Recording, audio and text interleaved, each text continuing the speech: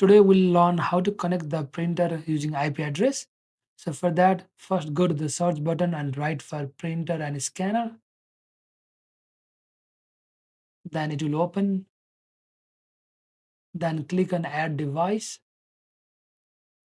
Click on add a device manually. Go to the IP address. Next, put TCP IP and then write your IP address. Then click on next and choose the driver, the latest one, which is version 7. If you don't have a driver, you can insert it via CD as well. Click on next and then put your printer name.